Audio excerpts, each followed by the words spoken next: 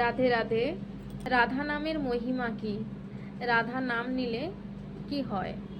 আমি রাধা নামের মহিমা শোনাচ্ছি, শোনো।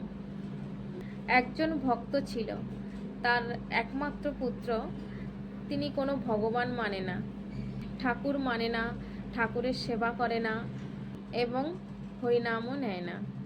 একবার তার গৃহের মধ্যে গুরুদেব এসেছেন।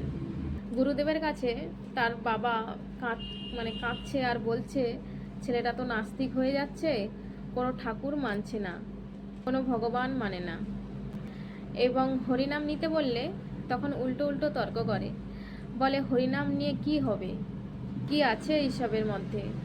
তখন গুরুদেব বললেন, আচ্ছা ঠিক আছে, আমার কাছে তোমার ছেলেকে নিয়ে আসো। গুরুদেবের কাছে তাকে নিয়ে এসেছে এবং গুরুদেব তার উপর কৃপা করলেন। গুরুদেব বললেন, তুমি একবার রাধে রাধে বলো। হরে কৃষ্ণ বলতে বলেনি, জয় নিতাই বলতে বলেনি, জয় গৌর বলতে বলেনি, কি বলতে বললেন? রাধে রাধে। তখন গুরুদেব সেই ছেলেটাকে বলছে, আচ্ছা বেটা, একবার রাধে রাধে বলো। ছেলেটা তখন বলছে, রাধে রাধে বললে কি হবে?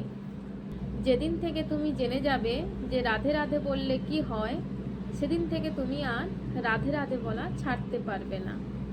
তখন সেই বালক জিজ্ঞেস করছে গুরুদেবকে, কেন, কি আছে এই রাধা নামের মধ্যে, কি হয় রাধে রাধে বললে?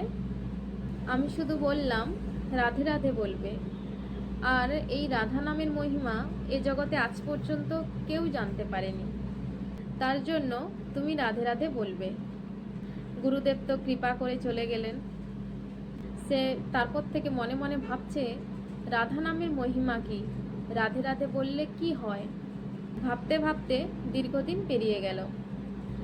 এবার সময় এসে গেছে, তার মৃত্যু হয়ে গেছে, ভজন সাধন কিছুই করেনি। তারপর তাকে নরকে নিয়ে যাওয়া হয়েছে। তারপরে তার হিসাব কিতাব দেখা হলো এবং চিত্রগুপ্ত বলছে, এ জীবনভর কোনো পুণ্য কাজ করেনি, হরিনাম নেয়নি, শুধু অপরাধ আর অপরাধ করে গেছে। হ্যাঁ, ভুল করে কয়েকবার রাধে রাধে বলেছিল। এই যে রাধা নাম নিয়েছে, তার ফল একে কি দেওয়া যায়? ধর্মরাজ তো বিচার করতে লাগলেন। তখন সেই ছেলেটি ধর্মরাজকে জিজ্ঞাসা করছে, কি হয়েছে মহারাজ? বললে, তুমি জীবনভর পাপ আর পাপ করেছ, কিন্তু তুমি ভুল করে একবার রাধে রাধে বলেছিলে। তোমার বাড়িতে গুরুদেব এসেছিল, গুরুদেবের কৃপায় তুমি একবার রাধে রাধে বলেছিলে। ভুলে বলেছ, জেনে বুঝে নয়। তুমি ভুল করে একবার রাধে রাধে বলেছ, জেনে বুঝে বলনি। তার জন্য বিচার করছি তোমাকে কি ফল দেওয়া যায়। তখন সেই বালকের মনে পড়ে গেল, গুরুদেব বলেছিল যে রাধা নামের মহিমা কেউ বলতে পারে না। তখন সে ছেলেটা বলল, আপনি তো ধর্মরাজ, আপনি জানেন না যে রাধা নামের মহিমা কি? এই রাধা নামের মহিমা আপনি আমাকে বলুন। তখন ধর্মরাজ বললেন, আমি তো বলতে পারবো না। ধর্মরাজ হয়ে আপনিও রাধা নামের মহিমা বলতে পারবেন না?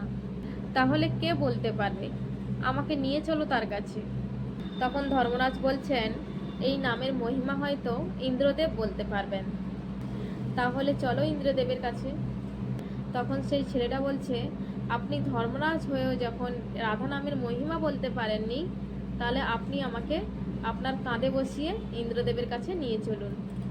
আর যদি কাঁধে বসিয়ে না নিয়ে যান, তাহলে আমি যাব না। ধর্মরাজ বলছেন, যতক্ষণ পর্যন্ত একে উত্তর না দিতে পারছি, কোনো উপায় নেই, কেননা পাপ পুণ্যের বিচার আগে করতে হবে, তারপর সে ভোগ করবে। ধর্মরাজ তো ধর্ম সংকটে পড়ে গেলেন। ধর্মরাজ কি করলেন না, তাকে কাঁধে চাপিয়ে নিয়ে চললেন ইন্দ্রদেবের কাছে। স্বর্গের মধ্যে যখন এসে উপস্থিত হয়েছেন, তখন দেবরাজ ইন্দ্র দেখলেন যে ধর্মরাজের কাঁধে চেপে কোনো এক মহাপুরুষ আসছেন।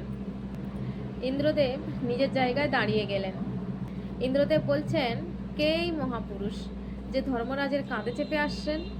দেবরাজ ইন্দ্রকে ধর্মরাজ বললেন যে, দেবরাজ, এ কিছু প্রশ্ন নিয়ে আপনার কাছে এসেছে। বললেন, কি প্রশ্ন? তুমি প্রশ্ন করো।